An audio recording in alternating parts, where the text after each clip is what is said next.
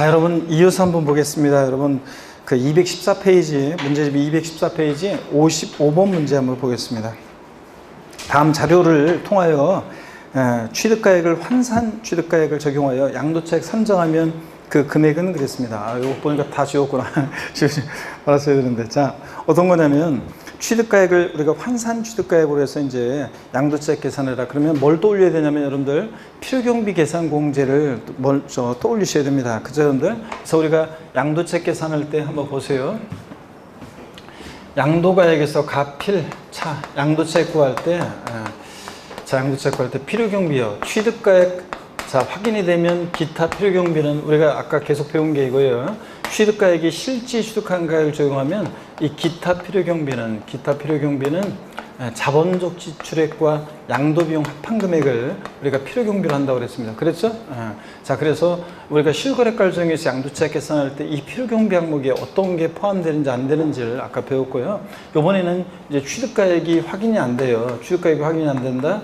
그럼 취득가액을 추계해서 정해야 되는데 어떻게 추계하느냐? 매, 감, 한 이렇게 또는 기준시가 매감한 이렇게 해서 매매 사례가액, 감정가액, 환산 취득가액을 순차로 차례로 적용합니다. 순서 바뀌면 틀리고요. 근데 취득가액을 여기서는 특별히 환산 취득가액으로 하라고 그랬어요. 그럼 취득가액을 환산 취득가액으로 하게 되면 자, 취득가액을 추계해서 매매 사례가액이나 감정가액이나 환산 취득가액으로 할 때는 기타 필요경비는 일일이 들어간 비용 공제하지 않고 필요경비 계산 공제액을 우리가 기타 필요경비로 하게 됩니다. 그래서 취득가액을 이제 추계해서 정하면 특히 이렇게 추계해서 정할 때는 기타 필요경비는 필요경비 계산 공제액인데 다만 취득가액을 특별히 환산 취득가액으로 할 때는 환산 취득가액 플러스 필요경비 계산 공제 합계액과 실제 들어간 자본적 지출액과 양도비용 합계액하고 요거 합한금액하고 비교해서 둘 중 큰 금액을 양도차익 최소화하기 위해서는 둘 중 큰 금액을 필요경비를 한다고 그랬습니다. 이 금액이 더 크면 이거보다 이 금액으로 한다고 그랬습니다. 그럴 때 여기서는 이제 환산 취득가액은 어떻게 구하느냐? 그러면 환산 취득가액은 이렇게 구한다고 그랬습니다. 이번에 파는 양도 당시에 실지 거래가액 없으면 매매 사례가액이나 감정가액을 적용합니다. 여기다가 양도 당시 기준시가분에 취득 당시 기준시가를 곱해서 구해요. 자, 그러면 여러분 보세요. 이 문제 한번 보겠습니다. 양도한 자산은 토지인데 양도가액이 1억 원이고 그 다음에 취득가액은 취득 시기가 10년이 넘어서 취득가액이 확인되지 않는데요. 자, 그런데 매감한기를 적용하는데 매감한을 적용하는데 매매 사례가액 감정가액 없고 여기서 아예 그냥 환산 취득가액을 적용하라고 그랬어요. 자, 그 다음에 또 보니까 환산 취득가액을 적용하고 취득가액은 그 다음에 기준시가가 양도 당시는 5천만 원, 자, 취득 당시는 기준시가는 500만 원이래요. 자, 자본적 지출 및 양도 비용에 관한 증빙 서류는 제시할 수 없다 그랬습니다. 그러면 양도가액 우리가 1억 원에서 양도가액이 지금 1억이라고 그랬죠? 예? 실제 양도한 가액이 1억이고 그러면 양도가액 1억에서 이제 취득가액을 빼는데 먼저 환산 취득가액을 구해야 되잖아요. 환산 취득가액은 양도 당시의 실거래가액 얼마예요? 1억. 여기다가 양도 당시 기준시가가 얼마라고 그랬어요? 아까 5천만 원. 취득 당시 기준시가는 얼마라고 그랬어요? 500만 원. 자, 500만 원. 그러면 5천에 500이니까 이거 얼마예요? 10분의 1인가요, 여러분들? 10분의 1이잖아요. 자, 5천에 500이니까 10분의 1이고 그러면 자, 1억 원에 10분의 1이니까 얼마입니까? 1,000만 원이 환산 취득가액이 돼요. 그러면 취득가액은 환산 취득가액은 이게 1,000만 원이 되는 거고 그 다음에 필요경비 계산 공제액은요. 자산별로 일률적으로 하는데 371 필요경비 계산 공제액 필요경비가 계산 공제를 나왔다. 며칠 되기 전에 금융부정 탄다? 371입니다. 토지 건물 같으면 토지건물은 부동산은 취득 당시 기준시가의 공제율 몇 프로? 3% 적용합니다. 미등기는 0.3%인데 여기서는 등기됐다고 했으니까 3%입니다. 그렇죠? 취득 당시 기준시가 500만 원에 3%니까 5, 3, 15 얼마입니까? 500만 원 3%는 얼마예요? 500만 원에 10%는 얼마예요? 500만 원에 10%면 얼마? 50만 원. 자, 그럼 1%면 얼마고? 5만 원이고 5, 3, 15 얼마입니까? 15만 원이고 15만 원. 그러면 자, 필요경비 예산 공제액은 15만 원이 되는 거고요. 그러면 자, 실제 들어간 자본적 지출과 양도비용은 입증이 안 된다고 그랬잖아요. 없어요. 그러면 얼마요? 1015만 원을 자 양도가액 1억에서 취득가액 등 기타 필요 경비 15만 원을 빼요. 1015만 원. 그러면 얼마가 되겠습니까, 여러분? 9천 얼마요? 9,885만 원인가? 8천 얼마요? 8,985만 원 되는 거죠. 네, 자 이렇게 해서 3번이 정답이 되겠습니다, 여러분들. 자 이렇게 구하는 거예요. 그래서 취득가액을 환산취득가액으로 한다 그러면 환산취득가액 플러스 필요경비계산 공제액이에요. 자, 환산취득가액은 양도당시 실지거래가액 등 여기다가 양도당시 기준시가분의 취득당시 기준가액 곱해서 구하고, 그 다음에 필요경비계산 공제액은 기타 필요경비는 필요경비계산 공제액을 적용하는데 취득가액을 추계해서 정하면 그럴 때 부동산은 취득당시 기준가액 3% 공제를 적용한다는 거. 371에서 이런 얘기입니다. 자, 그 다음에 56번 문제 보겠습니다. 기출문제인데 한번 보세요. 소득세법상 고적합이 2015년 5월 2일 취득해서 2020년 3월 20일 등기한 상태로 양도한 건물에 대한 자료이다. 갑의 양도소득세 부담을 최소화하기 위한 양도차익은 그랬습니다. 취득한 양도 당시 실거래가액은 확인되지 않는다. 양도 당시 실거래가액 불명예요? 그럼 매감기를 적용해야 되겠죠? 추계해서 매감기. 순차로. 취득 당시 매매사례가액과 감정가액은 없는데요. 기준시가는 1억이에요. 그럼 취득가액도 역시 매감한을 적용하는데 추계정하는데 매매사례 감정가액이 없으니까 환산취득가액을 적용해야 되는 거고. 자, 세 번째로 양도 당시 매매사례가액은 3억이고 감정가액 없고 기준시가 2억이랍니다. 자본적 지출액은 1억 4천, 양도비 지출액이 입증되는 게 2천만 원이에요. 그러면 자본적 지출액과 양도비 합계액이 얼마예요? 1억 6천이라는 얘기입니다. 그러면 여기 보세요. 자본적 지출액과 양도비 합계액이 1억 6천이고요. 이거 합계액이. 자, 그 다음에 그러면 양도가액이 지금 불분명한데 매감기를 적용하는데 매매사례가액이 있네요. 매매사례가액이 얼마라고 그랬어요? 매매사례가액이 그거 얼마나고 나와 있어요? 3억 원. 자, 그거 대답을 하셔야지, 여러분들. 나와 있는 건데 3억이요. 그러면 취득가액은 자, 매매사례가액 감정가액이 없다고 했으니까 환산취득가액을 적용합니다. 자, 환산취득가액은 어떻게 적용하느냐? 이번에 파는 양도당시 실거래가액 없으면 매매사례가액 감정가액을 적용하는데 매매사례가액이 3억이래요. 양도당시 기준이니까 얼마예요? 2억. 취득당시 기준이니까 1억. 3억에 2분의 1이니까 절반이니까 환산취득가액은 1억 5천이고요. 그러면 환산취득가액 1억 5천인데요. 여기 보세요. 이 필요경비계산 공제액은 취득당시 기준시가에다가 공제율 3% 적용하는 거니까 숫자가 작아요. 이건 일단 계산 안 해봐도 돼요. 1억 5천 얼마예요? 1억 5천 얼마. 그러면 취득가액을 추계해서 매감한기를 적용할 때, 특별히 환산취득가액을 할 때는 매매사례가액이나 감정가액으로 취득가액을 추계해서 정할 때는 기타 필요경비는 그냥 필요경비 계산 공제액을 적용하면 되는데, 특별히 환산취득가액으로 할 때는 환산취득가액 플러스 필요경비 계산 공제 합계액과 1억 5천 얼마하고 실제 들어간 자본적 취득액과 양도비용 비교해서 이 금액이 더 크면 이 금액으로 한다고 그랬잖아요. 그러니까 이게 더 크니까 1억 6천이고 1억 5천 얼마보다 이게 더 크니까 자, 양도차익을 최소화하기 위해서는 둘 중 어떤 걸 선택해야 돼? 필요경비를 큰 걸 선택해야지. 그래서 3억에서 필요경비 요거 1억 6천을 빼니까 양도차익은 얼마가 된다? 1억 4천이 됩니다, 여러분들. 이해되십니까, 여러분? 그래서 요거 필요경비계산 공제액은 1억 5천 얼마예요? 숫자가 작아요. 한번 해볼까요? 취득 당시 기준이니까 1억인데 여기에 토지 건물은 3%니까 1억에 3%니까 얼마예요? 300만 원. 이게 숫자가 작잖아요. 그러니까 하여튼 이건 계산해 볼 필요도 없이 1억 5천 얼마하고 이거하고 비교해서 이게 더 크면 이 금액으로 합니다. 자, 그래서 양도차익은 1억 4천이 되는 거예요, 여러분들. 1번이 정답입니다. 자, 그래서 이렇게 계산 문제는 우리가 세법은 한 문제가 나오니까 어디서 나올지 모르죠. 뭐 지방세에서 나올 수도 있고 사례 문제가 계산 사례 문제가 국세에서 나올 수도 있고, 그런데 어떻든 간에 한 문제를 대비해서 학개론처럼 계산 문제에 특강을 하고 그럴 필요도 없다고 그랬죠. 따로 계산 문제는 준비할 필요가 없다고 그랬어요.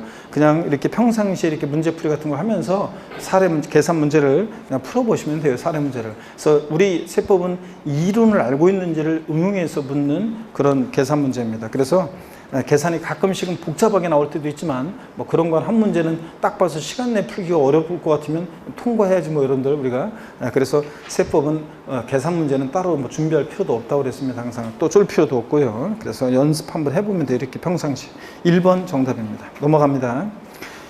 57번 문제는 여러분이 풀어보시고 58번 문제 별표시합니다. 또 한번 이것도 풀어보겠습니다.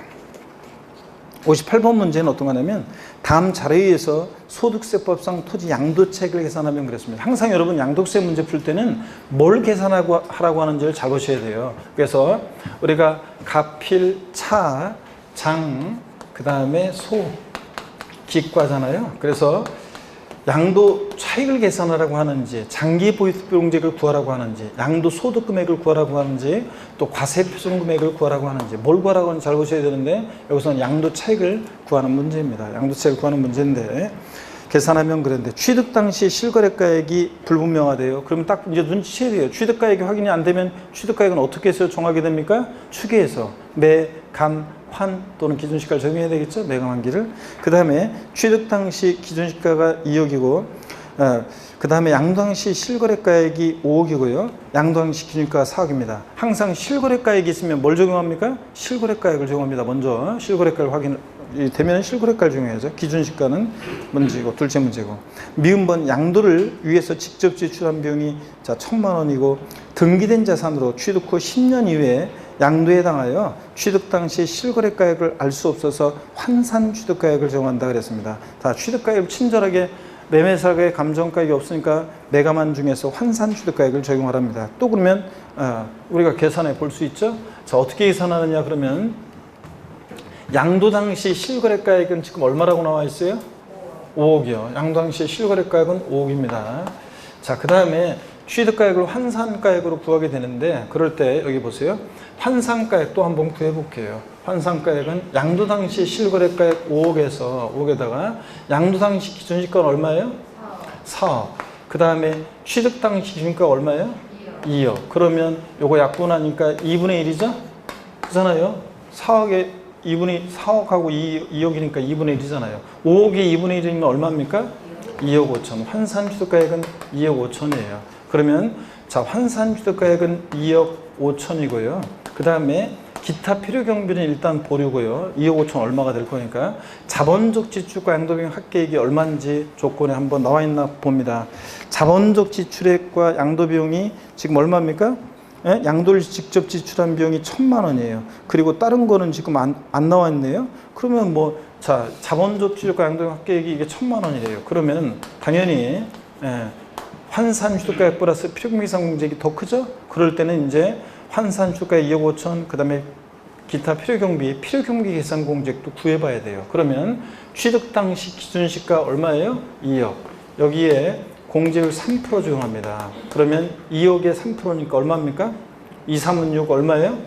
600만 원이죠. 자, 그래서 2억 5천 600만 원이 필요경비가 되는 거예요. 환산 취득가액 2억 5천에다가 필요경비 계산 공제액 자, 요거 600만 원이에요. 600만 원. 그래서 2억 5,600. 5억에서 2억 5,600만 원을 빼니까 얼마입니까? 5억에서 2억 5,600을 빼니까 얼마입니까?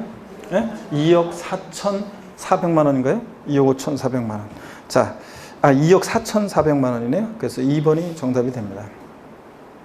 자, 이렇게 해서 여러분들 구하는 문제입니다. 이렇게. 그래서 이제 환산 취득가액 어떻게 구하는지 또 취득가액을 추계해서 환산 취득가액으로 할 때 기타 필요경비는 필요경비 계산 공제액 한다는 거, 자본적 지출액 양도비용 합계액과 비교해서 둘 중 큰 금액으로 한다는 거. 아시겠습니까, 여러분? 그럼 감을 이제 잡으시고요. 자, 그 다음에 59번 문제 보겠습니다.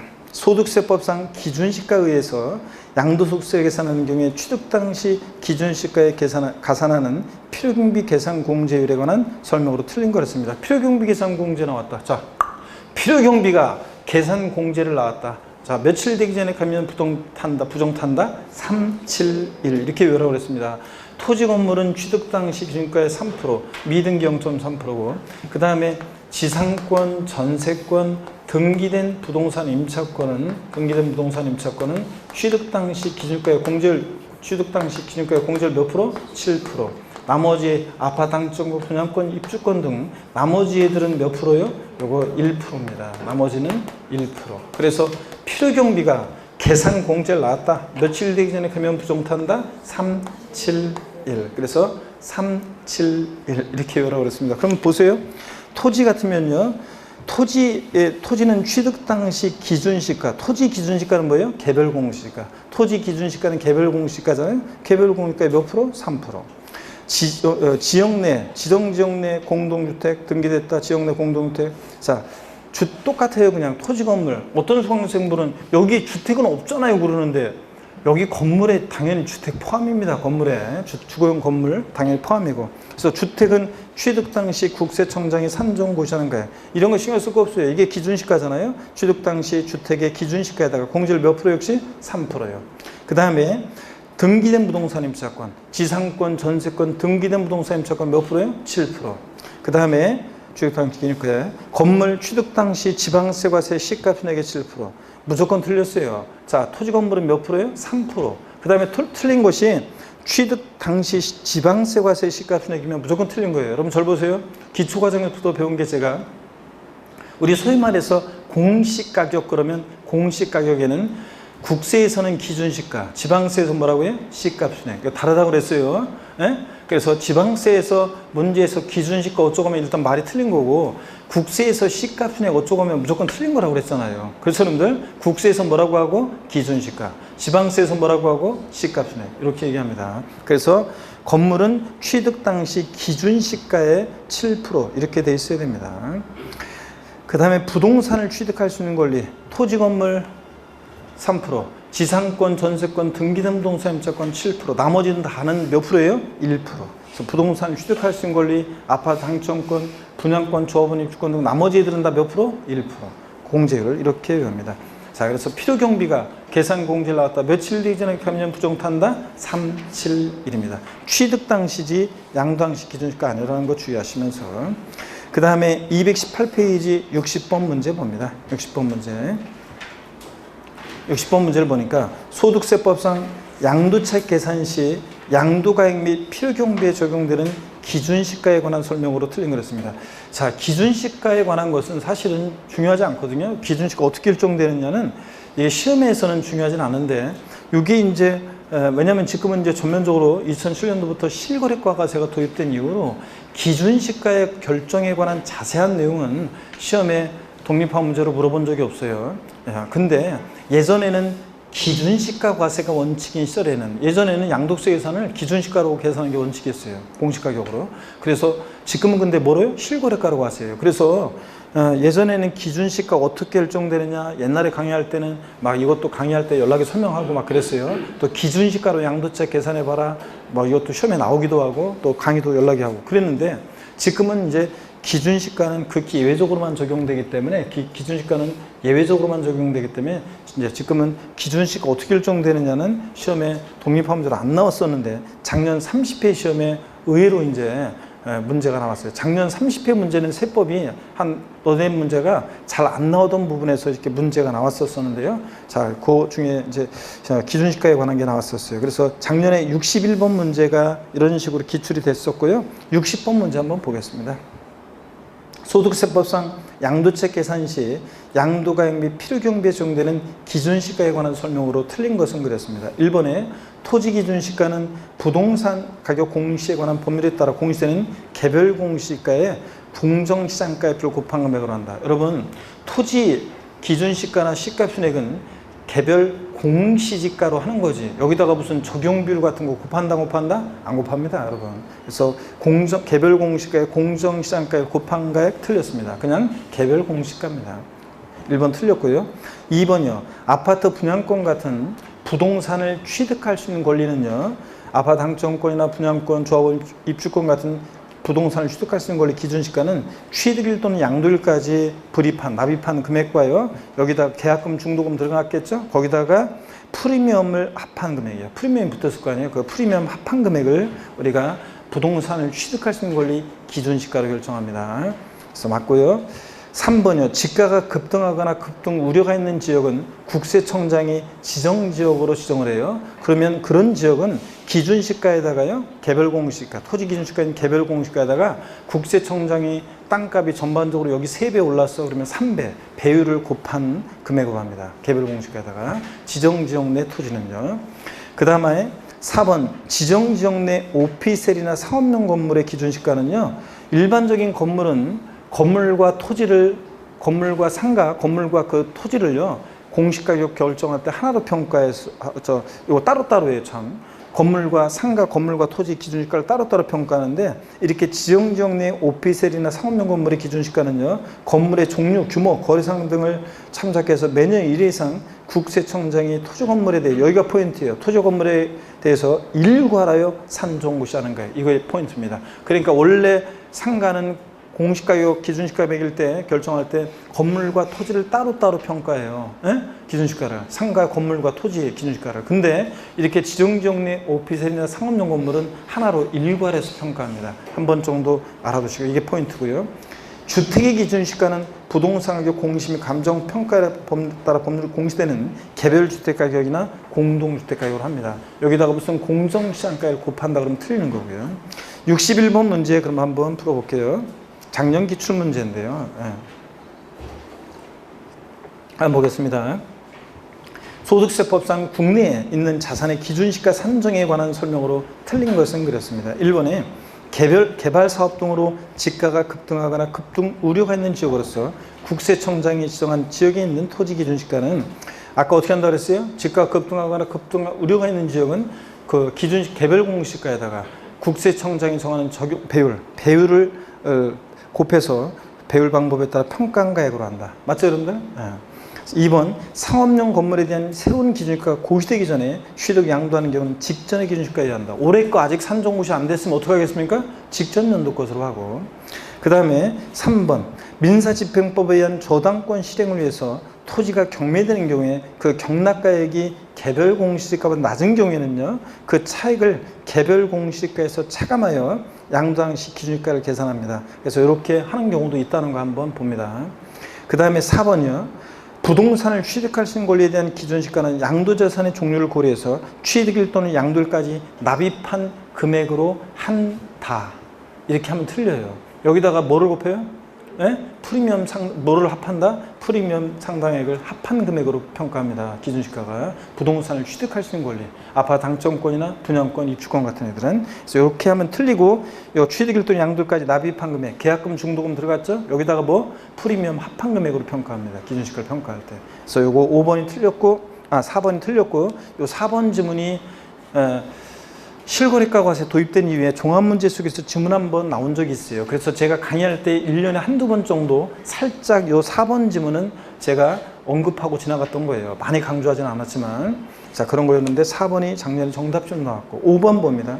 국세청장이 지정하는 지역에 있는 오피스텔이나 상업용 건물의 기준시가는 건물의 종류, 규모, 거래상 등을 고려해서 매년 1회 이상 국세청장이 토지 건물에 대해 여기가 포인트라고 했죠? 일괄하여 산정고시하는 가격으로 한다. 원래 상가는 건물과 토지 기준시가를 따로따로 평가하는데 따로따로 매기는데 이렇게 지정 내에 있는 오피스텔이나 상업용 건물은 건물과 토지를 어떻게 한다? 일괄해서 평가한다. 이런 얘기입니다. 자, 그래서 4번이 정답이었고요. 한번 봐놓으시고 62번 문제 보겠습니다.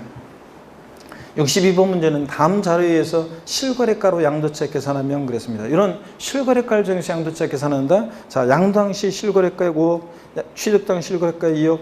자, 실거래가액이 있으면 실거래가로 계산하는데 취득가액이 실지 취득한 가액이 확인됩니다. 여기 보세요. 취득가액이 이렇게 실지 취득한 가액이 확인이 되면 기타 필요경비는 자본적 지출액과 양도비용 합한 금액이 기타 필요경비라고 그랬습니다. 그죠, 여러분들? 자, 그러면 이 문제는 어떤 게 필요경비에 포함하느냐 안 하느냐를 아는 단순 산수 문제입니다. 보세요. 자, 양도책 계산하라고 했어요. 그럼 양도가액 5억에서 취득가액 등 기타 필요경비를 빼는데 취득가액 2억, 그 다음에 기타 필요경비 빼야 되는데 취득 당시 취득세 및 등록면허세와 부가세 1,000만 원 포함합니까? 네? 그렇죠. 필요경비를 공제해야죠. 네, 필요경비 포함하고. 보유시 자본적 지출액은요? 포함하죠. 자본적 지출액 좋아지고 낮음에 들어간 비용 포함합니다. 수익적 지출액은요. 도장비용 같은 수익적 지출액은 포함한다 안 한다? 안 합니다. 이건 포함시키면 안 되고. 또 보유시 납부한 재산세나 종부세 같은 보유세는 포함해야 하나요? 안 해요. 자, 그 다음에 양도를 지출한 간접비용 포함합니까? 안 합니다. 양도 직접비용만 포함하지 간접비용은 포함하지 않는다고 그랬잖아요. 이사비용, 또 접대비, 또 매매계약 해제 시 위약금 같은 이런 양도 간접 비용은 포함하지 않습니다. 그러면 포함되는 거 5억하고 양도가액 5억에서 취득가액 등 기타 필요경비를 빼는데 취득가액 2억에다가 기타 필요경비는 얼마입니까? 1,000만 원, 그 다음에 자본주기로 5천 합치니까 포함되는 거, 나머지는 다 포함 안 되고요. 합치니까 얼마예요? 6천. 2억 6천을 5억에서 빼니까 얼마입니까? 2억 얼마입니까? 4천만 원이고요. 2억 4천이고. 이렇게 해서 2번이 정답이 됩니다. 자, 이런 문제. 그래서 이런 문제 나오면 실거래가 중에서 취득가액이 확인되면 기타 필요경비, 이제 자본적 필요가 양도비용이요. 이럴 때 이제 어떤 게 포함되는지 안 되는지 이렇게 산수 문제예요. 이렇게 해서 하시면 됩니다. 63번 문제는 28회 때 기출 문제인데요. 시간 내에 수험생분들이 시간 내에 문제를 풀기 어려웠던 문제였어요. 이 문제는. 논점을 두 가지 논점, 고가주택에 대한 양도차익 계산과 그 다음에 또 환산 취득가액으로 해서 이렇게 구하는 취득가액을 구하는 복잡한 문제였습니다. 그래서 이게 시간 내에 문제를 풀기가 어려웠던 문제였어요. 근데 28회 때 어떤 인천의 어떤 한 수강생이 합격점명 갔더니 자기가 이 계산 문제요 한 4분인가 5분 걸려서 풀어냈대. 결국은 풀어냈는데 시간이 없어가지고 그 문제 한 문제 푸느라고 한 5문제 풀 시간에 5문제를 풀 수 있는 시간에 한 문제 푸는데 시간 낭비한 거잖아요. 그래가지고 시간 없어가지고 그냥 자기 나중에 그냥 마음이 쫄렸다고 하더라고요. 다른 시간이 없어가지고 막 다른 문제 막 급하게 푸느라고. 그래서 그렇게 했다는데 실전에서는 그렇게 할 필요가 있어요, 없어요? 없습니다, 여러분들. 자, 똘똘한 문제를 빨리빨리 손잡아줘야지. 그런 애들 뭐하러 5분씩, 4, 5분씩 걸려가지고 한 문제를 풀고 있어요. 그건 시간 낭비입니다. 우리가 상대평가도 아니고, 자, 뭐 상대평가에도 그러면 안 돼요. 그런 문제는. 근데 어떤 간에 그 수강생은 왜 내가 그랬냐, 쓸데없는 짓 했냐고 그랬더니 저한테 있잖아요. 자랑하려고요. 저한테 와가지고 교수님, 저 세법 만점 맞았어요. 딱 이 말 한마디 하려고 5기로 막 그냥 끝까지 풀었다고 하는데, 그러면 안 됩니다, 여러분들. 자, 또 요게 그런 문제였습니다. 한번 문제 어떤 건지 한번 맛배기로 보여줄게요. 뭐 이런 문제를 여러분들이 뭐 보면서 또 좌절할 필요는 없어요. 근데 어떤 문제인지만 한번 보면 돼요. 계산식은 간단하게 되어 있는데 실제는 이게 좀 시간 내 풀기가. 한번 보겠습니다. 1세대 1주택을 양도했대요. 국내 소재 1세대 1주택을. 양도차익 얼마인가?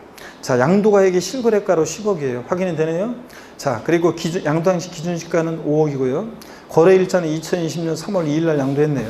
그리고 취득가액은 그럼 딱 보는 순간 여러분 1세대 1주택인데요. 실지 양도한 가액이 10억이에요. 그러면 얘는 항상 양도소득세에서는 실지 양도한 가액이 9억을 초과했다. 그러면 얘 뭡니까? 고가주택입니다. 1세대 1주택인데 고가주택이에요. 그럼 비과세 해줘야 안 해줘요? 안 해주고 과세가 된다는 거. 그 다음에 그걸 눈치채야 되고, 고가주택이란 말이 없어도 얘는 고가주택이에요. 그 다음에 취득가액은 실지 취득한 가액이 불분명해요. 취득 당시 기준가는 3억 5천이고요. 그러면 취득가액이 불분명하니까 당연히 취득가액을 추계해서 정하는데, 자, 자본적 지식 및 양도비용은 1,700만 원이고요. 주어진 자료 외에는 고려해야 하잖아요. 그러면 양도가액은 얼마라고요, 우리가? 양도가액은 얼마? 10억입니다. 실지 양도한 가액은 10억이에요. 근데 이 문제는 보세요. 비과세 요건을 갖췄어요. 여기가 지금 조정 대상 지역이나 이런 거 뭐 다른 고려는 지금 주어진 자료에는 고려하지 않는다고 그랬으니까 2016년 2월 4일 취득해서 2020년 3월 1일이니까 얘는 지금 비과세 요건을 갖춘 고가주택입니다. 그러면 비과세 요건을 갖춘 고가주택은 양도차익 실거래가 9억 원을 기준으로 했을 때, 자, 고가주택은 비과세를 배제하고 과세를 하는데, 자, 양도차익 전액과세는 아니에요. 비과세 요건을 갖췄으니까 9억까지는 고가주택이 아니니까 9억까지는 비과세 주고 9억 초과액만 과세합니다. 그러니까 안분계산해요. 그래서 전체 양도차익이요. 전체 양도차익은 얼마냐? 그러면 전체 양도차익은 얼마예요? 모르겠네요. 왜냐하면 전체 양도차익은 양도가액에서 취득가액 등 기타 필요경비 빼야 되는데 지금 취득가액이 모르잖아요. 그러니까 전체 양도차익을 모르겠고 여기다가 양도가액분의 양도가액 마이너스 9억 원 이렇게 해서 구합니다. 자, 그러면 전체 양도차익을 구해야 되는데 전체 양도차익을 얼마인지를 구해서 그거의 10분의 1인데요. 지금 전체 양도차익을 구해야 되는데 어떻게 구하느냐? 전체 양도차익은 양도가액에서 취득가액 등 기타 필요금비를 빼야 되는데 취득가액이 불분명하잖아요. 그럼 취득가액을 축에서 정해야지. 취득가액을 축에서 정하는데 보세요. 매매사례가액, 감정가액이 없으니까 당연히 환산가액을 정합니다. 그러면 양도 당시 실거래가액은 얼마예요? 10억. 여기다가 양도 당시 기준시가 얼마라고 되어 있어요 지금? 예? 양도 당시 기준시가가 얼마예요? 5억 원이요. 자, 5억 원. 그 다음에 취득 당시 기준시가는 얼마예요? 3억 5천이요. 3억 5천. 자, 그러면 3억 5천. 그러면 자, 요거 약분하니까 2고, 그죠? 10억하고 5억이니까 약분하니까 자, 3억 5천에 2니까 얼마입니까? 1을 곱하니까 얼마예요? 7억이고 환산 취득가액은 얼마가 돼? 7억이 됩니다. 그래서 환산 취득가액 7억 구했어요. 그러면 환산 취득가액 7억 구했고 그러면 여러분 보세요. 환산 취득가액이 7억이고 그러면 일단 계산하지 말고 필요경비계산공제액은 7억 얼마라고 그랬어요. 그러면 자본적지 취득과 양도비용 합계액하고 취득가액을 환산 취득가액으로 할 때는 환산 취득가액 플러스 필요경비계산공제 합계액과 실제 들어간 자본적지의 양도비용을 비교한다고 그랬죠? 그러면 실제 들어간 자본적과 양도비용 합계액이 얼마예요? 1,700만 원? 자, 이런 건 자신 있게 대답할 수 있는데 왜 대답 안 해요? 1,700만 원이죠? 그럼 여러분 보세요. 1,700만 원이에요. 그러면 당연히 뭐가 더 커요? 7억 얼마가 더 크잖아요. 그러면 이제 큰 거로 해야 되는데 7억 얼마인데 이럴 때는 이 필요경비계산공제액도 계산을 해야 되잖아요. 그러면 자 여기 봅니다. 토지 건물 같으면 부동산은 취득 당시 기준시가가 3억 5천이라고 그랬죠? 3억 5천. 여기에 3%입니다. 공제율 3%. 그러면 필요경비계산공제액이 3억 5천에 3%니까 얼마입니까? 1,000 얼마예요? 355, 1,000 얼마? 1,050만 원. 1,050만 원이네요? 339, 1,050만 원 돼요. 그러면 1,050만 원이에요. 그러면 자, 7억 1,050만 원이 취득가액이에요. 그러면 양도가액이 아까 10억이라고 그랬죠? 10억에서 1,000 얼마? 자, 7억 1,050만 원을 빼요. 자, 취득가액 기타 필요경비를. 그러면 양도차액, 전체 총 양도차액은 얼마가 됩니까? 총 양도차액은 얼마예요? 2억 얼마? 8천 얼마? 50만 원이 됩니다. 그러면 2억 8,050만 원이 요게 총 양도차익이 돼요. 그러면 여기에 총 양도차익 곱하기 양도가액분의 양도매수 9억 원 이렇게 계산합니다. 비과세권을 충족하는 고가격투기 양도차익 계산은 이렇게 전체 양도차익에다가 양도가액분의 양도매수 9억 원 이렇게. 그러면 2억 8,050만 원의 10분의 1이니까 얼마입니까? 2천 얼마? 2,800 얼마? 50만 원인가요? 자, 95만 원이었구나, 아까. 예, 이거 950만 원. 요거. 그래서 여기서는 95만 원.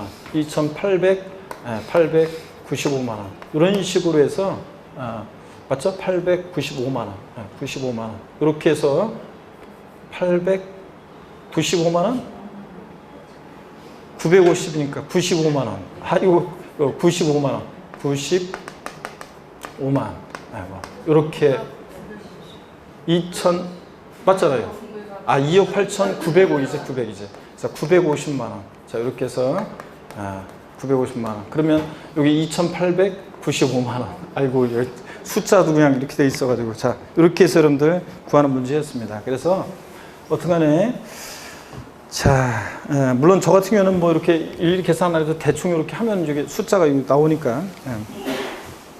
64번 문제 한번 봅니다. 64번 문제. 64번 문제는 여러분이 한번 보시고요. 필요경비 나오는 거니까. 65번 문제 보겠습니다. 그래서 63번 문제는 어떻든 간에 이렇게 논점이 두 가지였었어요. 비과세요건을 충족한 고가주택의 양도차액, 전체 양도차액 곱하기 양도가액분의 양도마이너스 9억 원 이렇게 한 건데 총 양도차액 요거 구하기 위해서 이렇게 환산주가액 플러스 필요경비계산공제로 해가지고 양도차액, 전체 양도차액을 구하는 이런 거예요. 그래서 요거 두 가지 논점. 그래서 고가주택에 대한 양도차액 계산, 또 그 다음에 여기 총 양도차액을 구할 때 환산주가액 구하는 거. 이렇게 해서 필요경비계산공제까지 이렇게 여러 논점들을 묻는 문제였습니다. 한번 이런 거거나 이렇게 문제 보시면 돼요. 그냥. 65번 문제 별 표시합니다. 소득세법상 양도책 계산 시 필요경비에 관한 설명으로 틀린 것은 그랬습니다. 필요경비에 관한 설명으로 틀린 거 보니까 1번 지문 보겠습니다. 취득가액을 환산 취득가액에 의하여 산정하는 경우에는 자본적 지출 및 양도비용을 필요경비로 공제하지 않는다. 그렇잖아요. 취득가액을 환산 취득가액으로 할 때는 자본적 지출과 양도비용이 필요경비로 공제하지 않고 원칙적으로 어떻게 한다고 그랬어요? 필요경비 계산 공제를 이용합니다. 원칙적으로. 자, 그래서 맞는 지문이고요. 2번입니다. 양도가액과 취득가액을 실거래가에 의해서 계산하는 경우에 필요경비는 실제 지급한 비용으로 한다. 예? 그래서 양도가액과 취득가액을 실거래가로 계산해 그러면 필요경비는 당연히 실제 들어간 비용으로 하겠죠. 3번 취득가액을 환산 취득가액에 의해서 계산할 때 실제 양도에 공제되는 등기된 토지에 대한 필요경비 계산 공제는 취득 당시 기준가액 토지 건물은 371에서 몇 프로? 3%로 하고 취득 당시 기준가액 3%로 하고 4번입니다. 필요경비 계산 공제에서 양도책 계산하는 경우에 미등기된 자산을 양도할 때는 필요경비 계산 공제를 적용하지 않는다. 그래요? 아닙니다. 미등기 양도한 자산도 자 0.3% 1,000분의 3 불이익은 있지만 배제하는 것은 아닙니다. 미등기 양도한 자산의 경우 필요경비 계산 공제 적용을 배제한다 그러면 틀려요. 배제하는 것은 아니고 이렇게 10분의 1밖에 인정 안 합니다. 0.3%밖에 1,000분의 3 불이익은 있다. 적용하지 않는 것은 아니다. 4번 틀렸습니다. 5번 봅니다. 지상권, 전세권, 등기 등 부동산 임차권에 대한 필요경비 계산 공제는 취득 당시 기준가액 몇 프로예요? 371에서 중간 몇 프로? 7%입니다. 이거. 맨 위에 토지 건물 3%, 지상권, 전세권, 등기 등 부동산 임차권 7%, 나머지 다 몇 프로? 1%. 371 높이로 요라고 그랬습니다. 4번이 정답이고요. 넘어갑니다. 66번 문제는 여러분이 연습 한번 해보시면 돼요. 아까 나왔던 거 실거래가를 정해서 양도책 계산할 때 자 취득가액이 확인이 돼? 그럼 기타 필요경비는 자본적 취득과 양도비용 합계액인데 그럴 때 필요경비에 어떤 게 포함되느냐 안 하느냐만 여러분이 알고 있으면 자 필요경비에 포함되는 것은 공제하고 자 그 다음에 포함되지 않는 것은 공제하지 않으면 되는 거예요. 그래서 여러분이 연습해 보시면 충분히 됩니다. 그 다음에 67번 문제도 여러분이 67번 문제는 역시 필요경비 계산 공제율에 관한 설명 틀린 건데 2번 지문을 볼게요. 미등기 양도자산, 양도 당시 기준가 0.3% 그랬는데 왜 틀렸습니까 여러분? 네? 그렇죠? 자 우리가 필요경비 계산 공제율은 371에서 취득 당시 기준시가의 공제율 3%, 7%, 1%인 거지 양도 당시가 아닙니다 여러분들. 뭐라고요? 취득할 당시 기준시가의 3%라는 거 이거 주의합니다. 그래서 미등기 양도한 자산은 취득 당시 기준가의 공제율 몇 프로? 0.3%예요. 취득 당시 기준가의 0.3%지 양도 당시 아니라는 것을 아시면 되겠습니다. 자, 그 다음에 68번 문제는 여러분이 충분히 풀 수 있고 거기 해설에 필요경비 계산 공제율 나와 있습니다. 371 제가 설명드리는 대로 외우시면 돼요. 토지 건물, 중간에 지상권, 전세권, 등기된 부동산 임차권, 나머지 다 1% 이렇게 하시면 됩니다. 근데 시험에서 취득 당시 기준시가니까 토지는 개별 공시지가, 뭐 건물은 뭐 국세청장이 산정고시하는가 이렇게 나오더라도 이게 기준시가예요. 그걸만 이해하시면 되고 371만 아시면 됩니다. 넘어갑니다. 69페이지 여러분들 69페이지라고 그랬어요? 69번입니다. 69번. 기출문제인데 한번 볼게요. 69번 문제인데 장기 보유특별 공제입니다. 고기 한번 드시고 여러분들 목 운동 한번 하겠습니다. 오늘 보니까 스트레칭도 안 하고 계속 진도만 나갑니다. 자, 반대로 돌리시고 허리도 한번 좌로 우로 돌립니다. 자, 기지개도 뒤로 한번 화끈하게 제끼시고 좋습니다. 어깨 돌리시고요. 자, 보시면 69번 문제 봅니다. 시간이 뭐 그냥 어젠가가 뭐 절기상 처서다 뭐 이렇게 얘기하고 그러는데 해가 이제 하지를 지나면서 보니까 점점 조금씩 짧아지는 것 같아요. 다시 또. 그 사람들 이제 해가 이렇게 여름을 이제 아직 본격적인 여름을 맞이하지도 않았는데 해가 점점 짧아지죠. 이러다가 이제 나중에 이제 무더운 여름이 진짜 막 끝날지 않을 것 같은 무더위가 어느 날 갑자기 아침에 일어났더니 선선해요. 아침에 막 소설바람이 불기 시작하고 이러면 이제 해도 짧아지고 이제 시험이 얼마 안 남았다 이렇게 생각하면 되는 거죠. 근데 금방 이제 제가 보기에는 8월 항상 보면 아무리 더워도 8월 광복절을 지나면서는 한낮에 햇볕은 곡식 익으라고 햇볕이 강렬해도 그늘만 들어가면 선선해지고, 그죠? 이렇게 이제 됩니다. 금방 얼마 안 남았습니다. 그래서 시간이 금방금방 지나갑니다. 그렇지만 매일매일 묵묵히, 그 공부는 항상 져야지만 다 알아야 되는 거 아니라 그랬잖아요. 다 이만큼 다 싸질머지고 가려고 필요 없어요. 여러분들이 딱 봤을 때 안 될 것 같은 것은 버리고, 여러분들이 저희들이 강의하면서 막 중요하다고 강조하는 것들 위주로 일단 여러분들이 잘 챙겨서 가면 됩니다. 그러면 꼭 시험장에서는 알아야지, 내가 정확히 제대로 알아야지 합격하는 게 아니라, 보면 어떤 수험생들은 진짜 단기 합격하는, 제가 지난주에 말씀드렸나요? 단기 합격하는 수험생들이 있어요. 막 100일 전에, 106일 전에 이제 이렇게 시험 공부 시작하는, 그러니까 원서 접수 시즌이 돼가지고 바로 그냥 원서 접수만 하고, 그 다음에 그때 원서 접수가 시즌이 돼가지고 그때 이제 원서 접수 하고서 시험 공부를 생판 처음으로 시작하는 수험생들도 있어요. 그런데도 합격하는 사람들이 있습니다.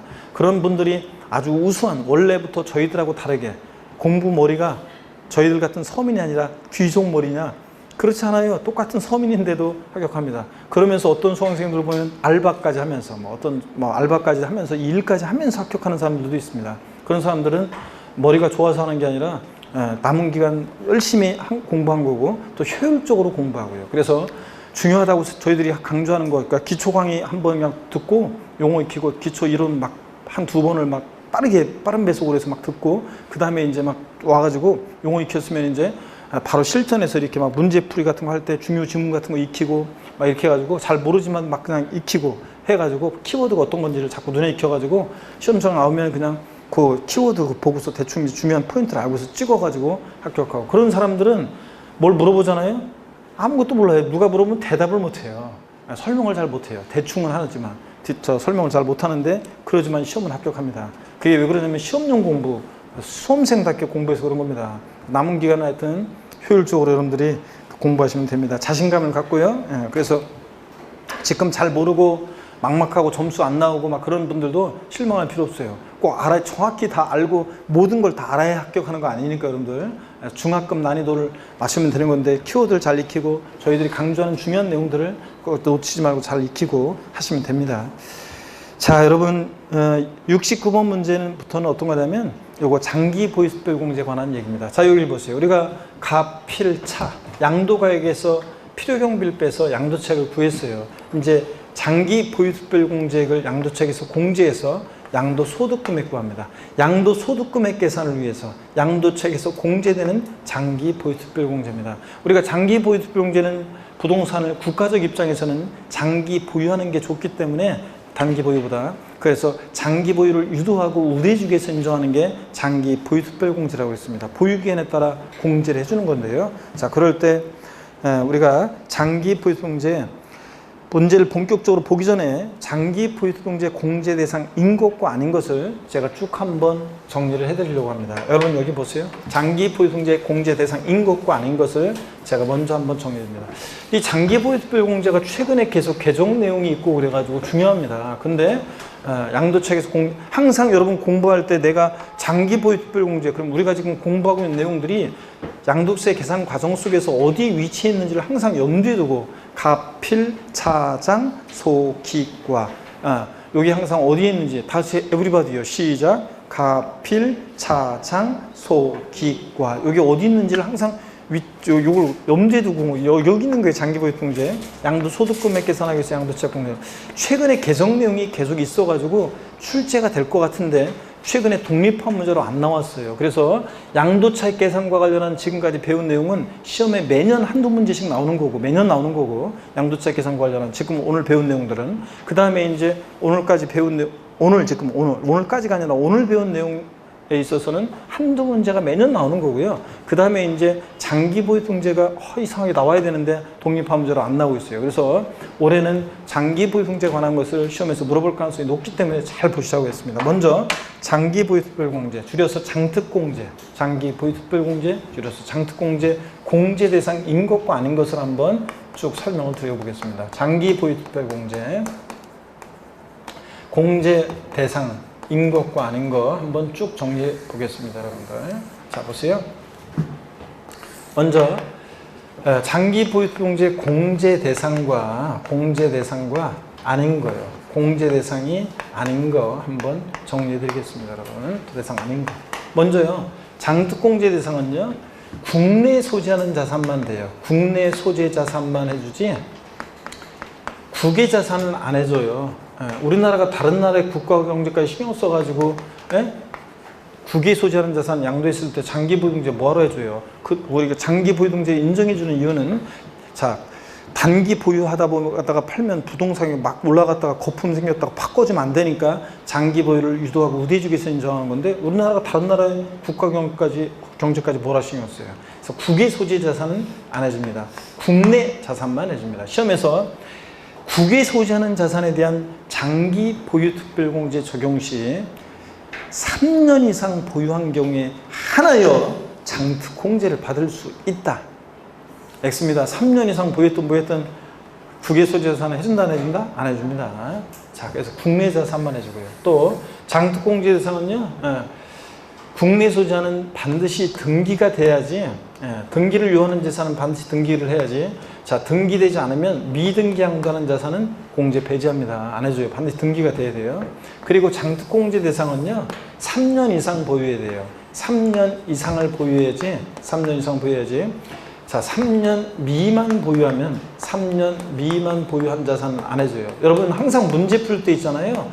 장기 보유 특별공제 문제 풀 때는 항상 뭘 염두에 두냐면 3년 보유를 항상 염두에 두고 문제를 풀어야 돼요. 장특공제 지문이 나오면 장기 보유 특별공제 나왔어? 그럼 항상 머릿속으로 딱 읽는 순간 3년 보유 딱 염두에 두고 3년 보유했는지 안 했는지를 항상 염두에 두고 문제를 푸셔야 됩니다. 3년 미만 보유하면 안 해줘요. 또 그 다음에 다른 건 안 되고요. 토지, 양도세 대상 자산 중에서 토지 건물 그리고 조합원 입주권에 한해서만 공제 대상이 됩니다. 이때 조합원 입주권은 물론 조합원 입주권은 조합원으로부터 취득한 것은 제외합니다. 원조원 입주권만 대상이지 조합원으로부터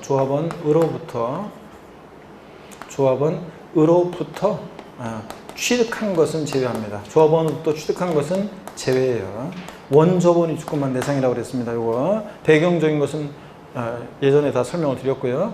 그 다음에 원조원 입주권만 대상이지 조합원으로부터 취득한 것은 아니에요. 자, 그 다음에 이 토지 있잖아요. 이 토지에 비사업용 토지 포함입니다. 비사업용 토지도요, 예전에는 장특공제를 배제한 적이 있었지만 지금 비사업용 토지는 장특공제 대상이 됩니다. 여러분, 포함합니다. 여러분, 비사업용 토지도 대상이 되고요. 자, 그 다음에 토지건물 조합원 입주권, 나머지 토지건물 조합 입주권 이외 자산, 나머지 자산 안 돼요. 그래서 토지건물 조합 입주권 이외 아파트 당첨권, 분양권, 지상권, 전세권 이런 것들, 그 다음에 등기된 부동산 임차권, 주식, 출자, 지분, 기타 자산, 나머지는 다 안 돼요. 뭐만 장특공제 대상이 된다? 토지, 건물, 조합원 입주권에 한해서만 대상이다. 나머지는 안 된다는 거 꼭 알아둡니다. 그 다음에 또 계속 이어서 보세요, 여러분들. 또 보시면 조정대상 지역 외, 조정대상 지역 외에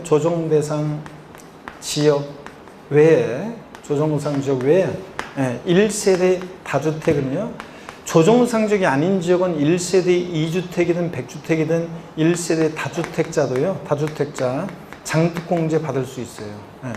그래서 다주택의 경우. 그래서 1세대 100주택이든 1세대 200주택이든 조정상 지역 외 지역은 다주택자도 장특공제 받을 수 있습니다. 근데 조정대상 지역 내 1세대 2주택 이상, 1세대 2주택 및 3주택, 1세대 2주택 및 3주택 이상. 자, 다주택은 장특공제를 배제합니다. 제가 왜 1세대 다주택이라고 하지 않고 2주택과 3주택을 구별했냐면, 이 조정상 지역 내 양도세 세율이 중과세되고 그 다음에 장특공제가 배제되는 2주택이나 3주택은 요건이 좀 달라요. 그래서 제가 이렇게 했습니다. 물론 우리는 구별할 필요 없고요. 그냥 조정상 지역 내 1세대 2주택 이상 다주택자다. 장특공제 어떻게 한다? 배제한다. 이렇게 하시면 돼요. 다만 잠깐 보세요. 다만 올해 작년에 12월 16일 날에 이제 부동산 안정화 대책에 의해서 조정대상 지역 내에서 10년 이상 보유한 주택은 10년 이상 보유했어야 돼요. 조정상 지역 내에서 10년 이상 보유한 주택은 2019년 12월 17일부터 올해 6월 30일까지 양도하는 주택은 장특공제 받을 수 있고 세율도 중과세율, 그 추가세율 배제했었는데 일단 그거는 이제 한시규정이라 만료가 됐고요. 만료가 됐고 시험에 나오면 반드시 그걸 염두에 두고 만약에 20년 양도한다 그러면 7월 1일 이후에 양도한 것으로 문제가 나올 거고요. 자, 그래서 어떠간에 조영상 지역 내 다주택은 장특공제를 배제합니다, 여러분. 자, 이렇게 해서 장기 보유등재 대상인 것과 아닌 것을 반드시 하셔야 돼요. 장기 보유등재 대상은 절 보세요. 국내에 소지하는 등기되고 3년 이상 보유한 토지 건물 및 조합원 입주권이 대상이고 조합원으로부터 취득한 것은 제외하고 또 조동상 지역의 다주택 장특공제 받을 수 있고 자 비선용 토지도 장특공제 받을 수 있다는 거 꼭 여러분들이 알아야 됩니다. 배제되는 거 꼭 여러분들이 인 것과 아닌 것을 알아주셔야 되겠습니다. 그래서 올해 이거는 반드시 여러분들이 아셔야 되고요. 자, 그 다음에 장특공제는요 어떻게 장기 보유등재 공제율을 적용하느냐. 절 보세요, 여러분들. 장기 보유등재 공제율은 이 장특공제액은요, 장기 보유등재 공제액은 절 보세요. 양도 차익에다가 장특공제 공제율을 곱한 금액으로 하는데요. 제가 왜 양도 차익이라고 강조했냐면요, 갑필 차장이잖아요. 근데 시험에서는 어떻게 바꾸냐고요? 장기 보유공제액은 양도 소득금액의 공제를 곱한 금액으로 한다. 양도 가액의 공제를 곱한 금액으로 한다. 취득가액의 공제를 곱한 금액은 막 바꿔요. 아니고 양도 차익에다가 공제를 곱한 금액으로 합니다. 아셨죠, 여러분? 차장이라는 거. 그 다음에 이 공제율 어떻게 공제를 해주느냐 보시면 어떻게 공제를 해주느냐. 일반적인 부동산 등은 일반적인 경우는 토지 건물 등 일반적인 경우는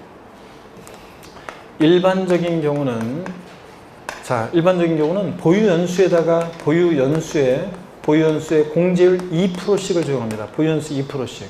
그래가지고 우리가 3년 이상 4년 미만이면 양도 차익에 2, 3은 6%부터 3년 이상 4년 미만이면 보유 연수 3년 이상 4년 미만이면 2, 3은 6. 그래서 6%부터 해가지고 요거 최대 양도 차익에 몇 프로까지 적용하냐면 30%까지. 15년 이상 보유하면 30%까지입니다. 12년이면 보유연수 2%씩이니까 24%고 12년 이상 13년 미만이면 24%.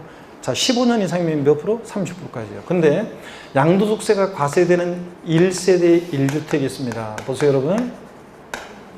아니 1세대 1주택이고 장특공제를 받으려면 3년 이상은 보여야 돼요. 그런데도 양도세가 과세되는 게 있나요? 있습니다. 고가주택 같은 대표적으로 자, 애들은 1세대 1주택이어도 비과세가 배제되고 양도세가 과세됩니다. 그럴 때 양도소득세가 과세되는 1세대 1주택, 고가주택 같은 등 이런 애들은요.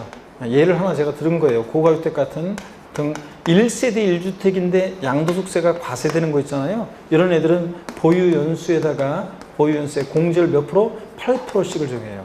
그래가지고 양도 차익에 요거 3년 이상 4년 미만이면 83, 24%. 자, 이렇게 해가지고 얘네들 최대 얘는 10년 이상이기만 하면 10년 이상만 보유하면 최대 80%까지 이렇게 공제를 합니다. 근데 여러분 잘 보세요. 올해 또 2020년 새로 시행된 게 이렇게 보유연수에 8%씩을 적용받으려면요. 반드시 이 1세대 1주택은 몇 년을 거주해야 되냐면 2년을 거주해야 돼요. 보유기간 중에 2년 거주를 3년 보유도 해야 되지만 당연히 보유기간 중에 몇 년을 거주해야 돼? 2년을 반드시 거주를 해야 돼요.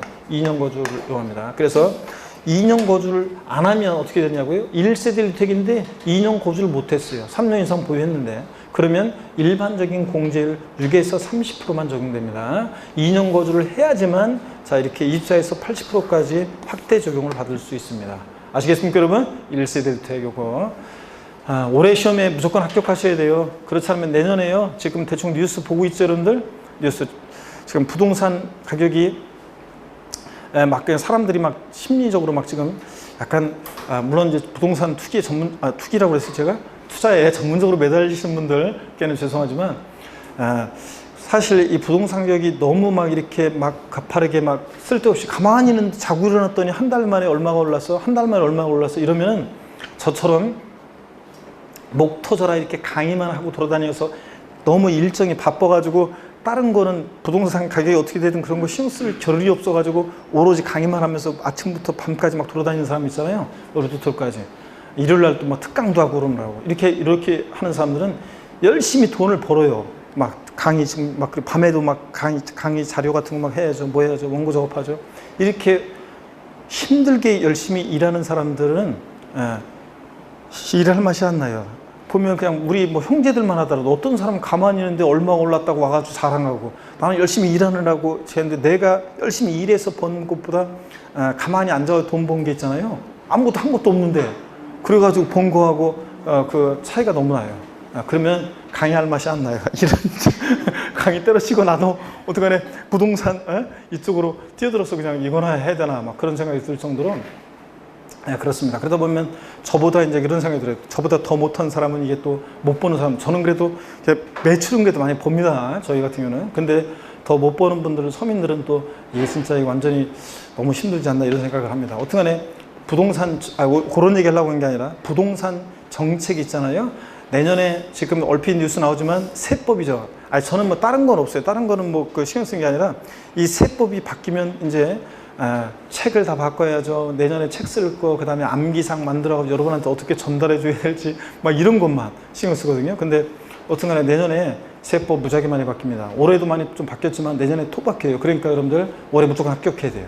그렇지 않으면 또 내년에 또 다들 새로 또 막 공부해야 돼요. 자, 어쨌든 간에 현재 장특공제 이렇습니다. 반드시 여러분들이 이거 공제 대상과 장특공제 공제율 반드시 알아야 됩니다. 이거는 올해 요거 알고 있으면 일단 시험 한 문제는 맞춥니다. 여러분들. 자, 그러면은 69번 문제 한번 보도록 하겠습니다. 69번 문제. 자, 소득세법상 건물의 양도에 따른 장기보유통제에 관한 설명으로 틀린 거 그랬습니다. 1번에 100분의 70의 세율이 적용되는 미등기 건물에 대해서는 장기보유통제를 적용하지 아니한다. 그렇죠, 여러분들? 미등기 항담 어떻게 한다? 배제합니다. 등기가 돼야죠. 2번 보유한이 3년 이상인 등기된 상가 건물은 장특공제 적용한다. 그죠? 등기되고 3년 이상 보유했으니까. 3번이요. 1세대 1득 요건을 충족한 고가주택 보유한이 2년 6개월이 과세되는 경우에 장기 보유통제가 적용된다. 항상 장특공제 나오면 뭘 확인해야 돼? 뭘 떠올리라고 했어요? 3년 보유를 염두에 두고 문제 풀라고 그랬어요.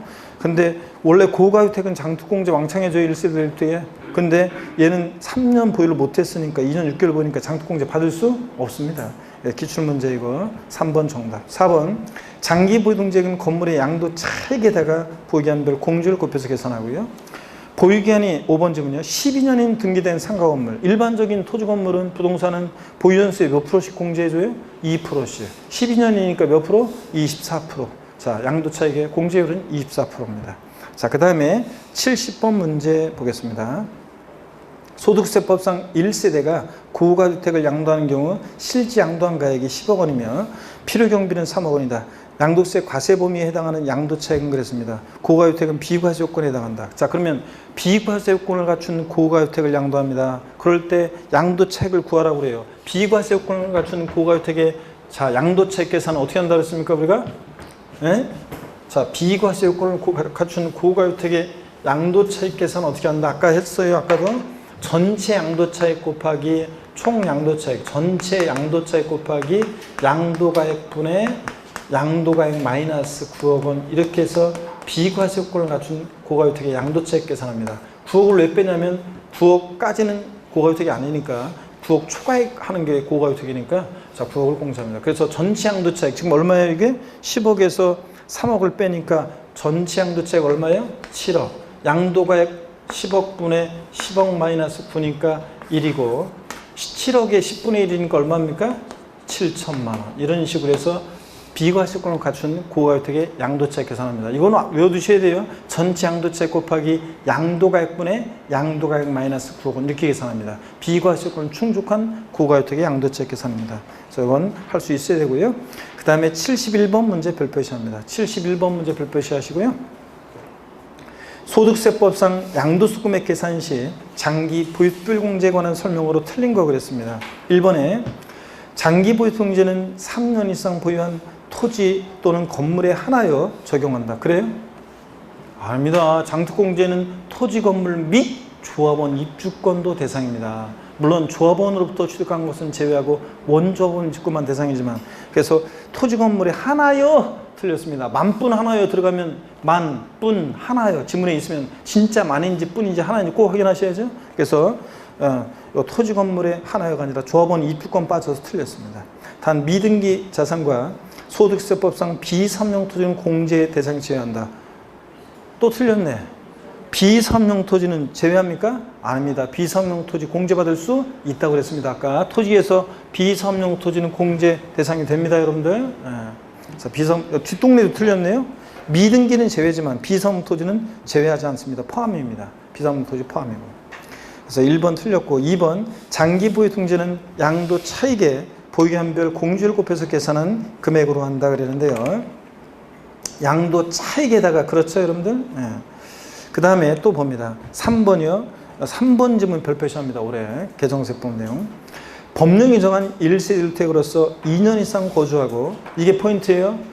보유기한이 10년 이상인 경우에 80% 한도로 한다. 이렇게 장특공제를 24에서 80%, 보유연수에 8%씩 왕창 적용받으려면 반드시 이 1세대 1택은 자, 보유기한 중에 3년 이상 보유도 해야 되지만, 보유기한 중에 몇 년 거주해야 돼? 2년 거주해야 한다는 거. 올해부터는 2년 이상 거주하고, 보유기한이 10년 이상인 경우 80% 한다. 다만 1세대 1택 외의 자산의 공제율은 15년 이상을 보유한 경우에도 일반적인 나머지 자산은 6에서 몇 프로? 30%. 그래서 15년을 보유했던 15년 이상 보유한 경우에도 몇 프로 한도로만? 30% 한도로만 한다. 공제받을 수 있다. 꼭 알아둡니다.